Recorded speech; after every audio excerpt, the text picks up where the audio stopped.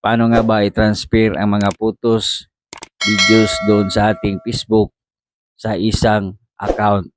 So, ibig sabihin, yung mga photos at videos ay pwede nating makita doon mismo sa email account ng ating ililipatan.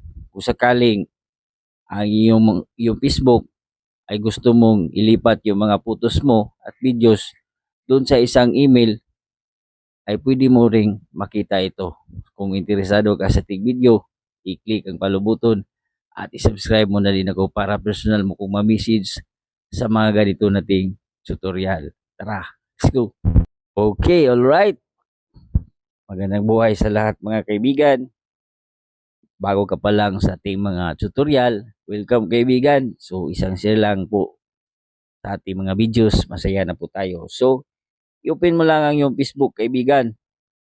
So, kung photos ni Joang yung ilipat sa yung account ay cellphone ni Jowa ang yung hawakan. So, kung anak siyang anak, Facebook ni Jowa ang Facebook ng yung anak ang hawakan. Okay? Tap ang tatlong line. Tap ang gear icon. Tap itong Kita Account Center. Then, itap itong Your Information and Permission. Then, transfer a copy of your information. Then, tap lang ang next. Then, tap mo lang itong Your Photos and Videos. Tap ang next. So, palala lang kung sa Joang yung ilipat, ay Facebook ni Joang yung hawakan. Okay? Then, select destination. Then, piliin lang natin itong Google Photos.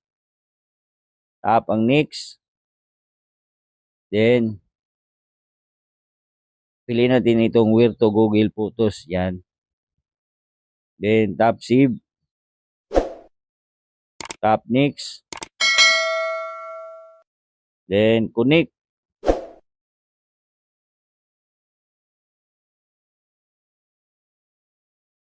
So, lalabas dito ang mga Gmail kaibigan. So, kung Gmail mo ang yung gagamitin, ay piliin mo lang itong gumamit ng isa pang account. So, pipiliin ko lang tong sa aking Gmail. Yan. So, kung Gmail ang gagamitin mo kaibigan, doon malipat sa iyo ang mga photos niya at videos. So, ito nga. Then, itatap mo lang yung continue at yung mga photos at videos doon sa Facebook ng yung jowa o anak ay malilipat din. So, ganun lang kaibigan. Isang share lang. Masaya na po tayo. Tandaan, ang kalaman ay kayamanan. God bless po sa ating lahat.